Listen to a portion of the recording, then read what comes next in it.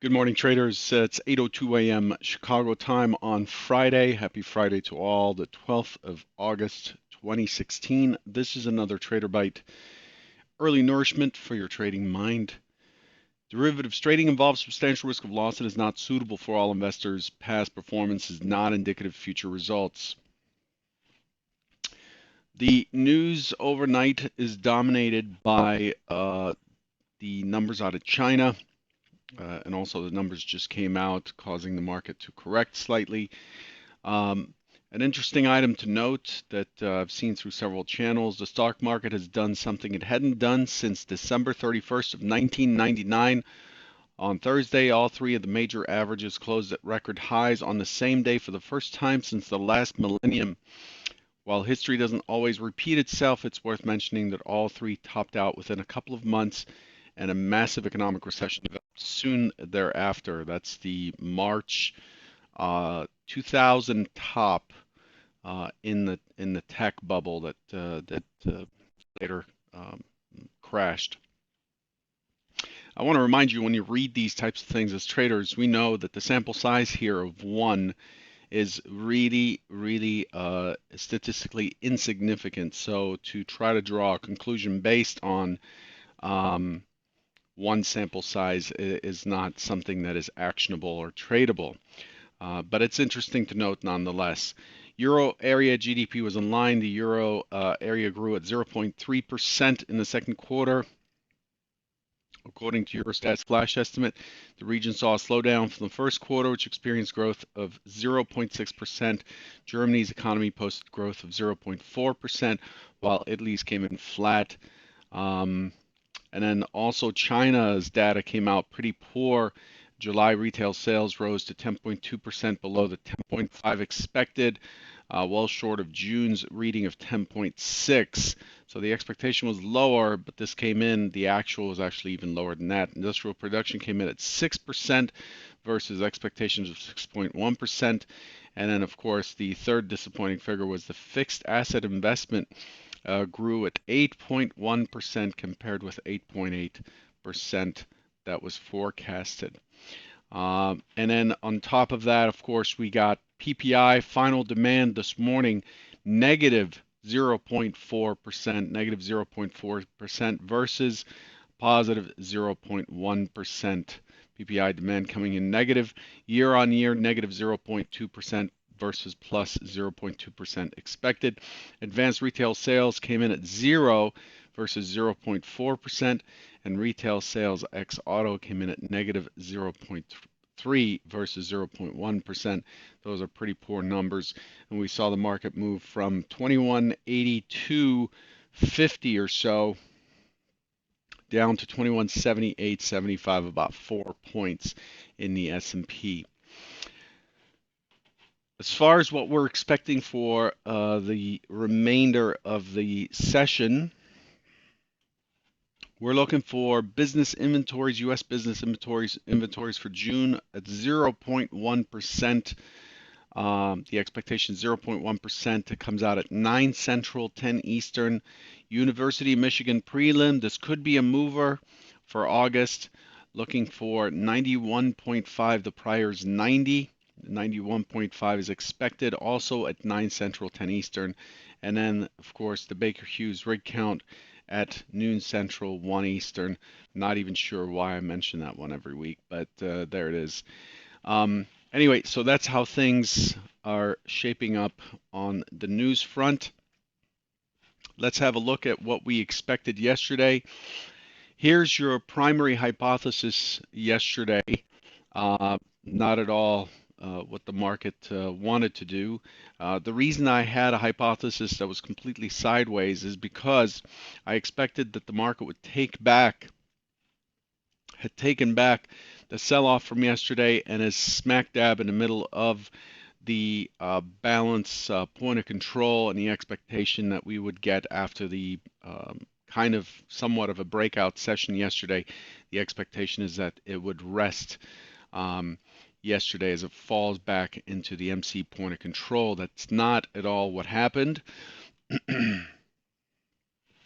The Secondary hypothesis: open, test higher, and drop, and that is what happened. The goal for the drop was 2174, and it ended up pushing down and then pushing back up to new highs. Here's what really happened. There it is. So this is what I drew.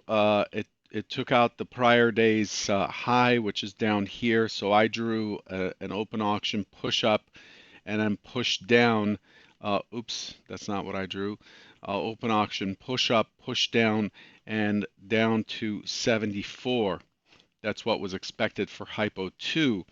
And this is what it did. It stopped about 5 ticks short of the low volume node, and it saw a pretty strong impulsive move up, and that set us up for really the only trade of the day. I hate to say it, but that's what it was. It set us up for the pullback for continuation, and the pullback was so poor. It only came back to the opening swing high before it continued higher. There wasn't much to do with yesterday's action, unfortunately. The overall range was pretty low, 21.85 and a quarter down to 21.75 and a quarter, just 10 points. So we ended up with a P-shaped profile here, and somewhat of an incomplete high. The thing with this high, though, that we need to consider is that the prior high is 21.85 right here on this bar. It went to 21.85 and a quarter, and it immediately saw sellers step in. So if I expand let's set this to 67%. You could see that there was a pretty decent push down. This is a failed one tick failed auction on the high. So it it's that's the trick with weak highs and weak lows, for those who know what that is. This is a one tick test with a quick sell-off into the close.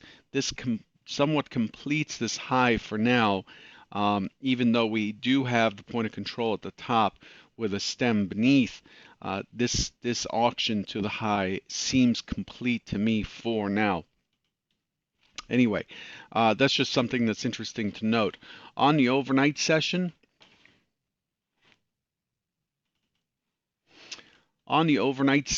what we had was it reopened at down near the 2181.50 area, and it was basically absolutely dead and sideways until the European Open. There's just not much going on, even though we got those releases out of China.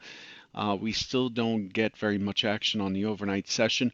And then with the European session, it rose to 2184, double top at 2184 right here, and then started to sell off. And then here are the numbers, the PPI and advanced retail sales.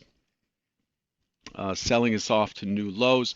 We are now, the low is back in the stem of yesterday's P-shaped profile, and the market's trading at 2180 right now, right below the point of control. So the way I have to look at this, and this is tricky because yesterday we made new all-time highs, and it's been essentially trader bite after trader bite of the same kind of routine. Let's switch this back to a 15-minute, where the normal course of the auction, let's expand this a bit, and let's push our, remember we talked about this MC MC profile yesterday, saying that it's still somewhat incomplete on the top side. Now it's kind of funny looking, but the normal course of the auction is to have an open auction. It's opening in range, slightly outside of value or in value. Who knows where it'll be in about 18 minutes. But an open auction, we're looking for a test higher, looking for that test to fail, and then we start to look for a return to the MC point of control. And then, given that it's been pushing new all-time highs, there is a force underneath this that keeps buying this up. So it's from there, it's tough to tell, but the course of action has been to take all of that back and start to move up again. So the key tests are there and there, and that would be hypo 1. So this hypo here covers a lot of ground. It could go down, then it could go up, but it's just been behaving this way. And as I said, for those of you who attended the Trader Habit webinar that I did yesterday, um, you kind of have to you have to plan for what is normal or what is probabilistic, but also understand your weaknesses and understand that some things are just not in your favor. And this market is not in my favor. It's not my kind of market. And I'm really looking forward to this thing kind of rolling over a little bit and correcting so that we can have a little bit of structure underneath us that brings in a normal auction as opposed to this grindy type of trade. Hypo 2, if it opens in an auction or it tests down quickly, then I'm looking for a base, and then I'm looking for it to rise again and start pushing highs. Now, there's a caveat to this in that the treasuries this morning are opened up with a strong push up. Of course, it was on the PPI number, but I was discussing the treasuries in the S5 chat forum, and here's the chart. So you can see the treasuries. Let's just clean this up a bit. Yeah, there we go. So you can see it opened up, and it's a very strong impulsive push right off the open. And this is pit only for the treasuries to take out the prior session high. The prior session was a trend down. Look at that profile. That is just a terribly ugly profile. What that profile says in the 10-year note is there was just absolutely no agreement on price whatsoever. There was no consensus. There is no value. This value area does not count at all today. The market reached no consensus at all on prices, and therefore put in this toothy kind of a hair comb shaped profile, which we don't see very often in such a liquid product. But overall, the treasuries are pushing, had an impulsive move. The expectation is for a pullback, which it's had, and a continuation, which if that's the case, then we're likely to expect on our indices, we're likely to expect another leg down on the open. So this is why I'm saying open, potentially open auction in range, and then I'm looking for a leg down before it finds a base, and then from there it's really hard to tell where we end up. But the expectation is ultimately at some point we'll end up at 2183 and a quarter on hypo 2. So both hypos are pushing lower and higher. It's just the question here is which happens first. So if we get a test higher immediately, I'm looking for, and a test is 2183 and a quarter.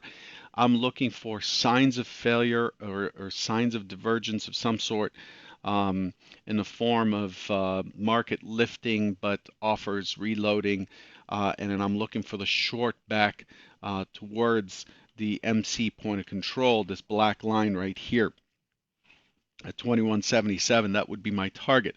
If it pushes lower immediately on the open, that I'm looking for 2177 and a quarter again, and seeing how that area responds or how the market responds to that area.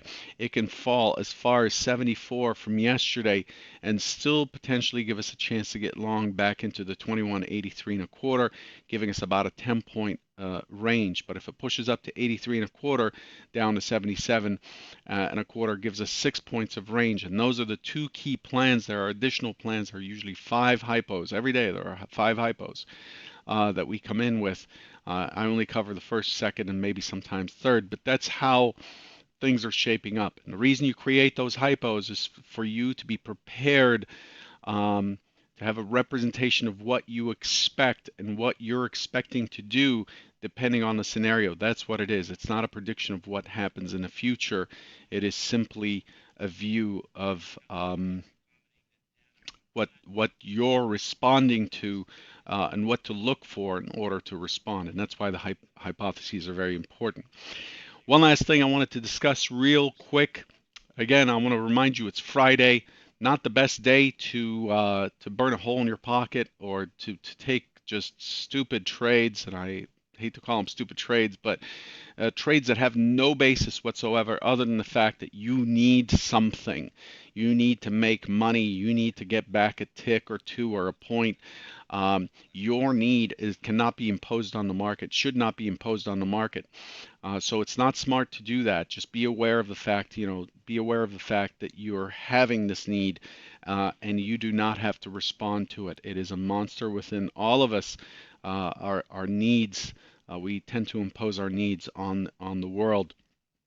The other thing I wanted to remind you of, for those who attended the Trader Habit webinar yesterday, I think Futures IO should be putting out the recording today, and I'll tweet it out. What is the keystone habit that you've taken on this morning, that you've added to your routine this morning? What habits are you changing? What little changes are you making to make yourself a better person and a better trader? Think about that on Monday, when you're setting your goals for the week and what you're going to deliberately practice. This is a theme that carries over from yesterday, and it's not just talk, people. This is real. You really need to have some way to create positive habits that bring you into the mindset of a committed trader, and then on top of that, know what you're practicing for the week. This is a competition. Good luck. Have a great weekend, a great Friday. Manage your risk, and I'll talk to you on Monday. Take care.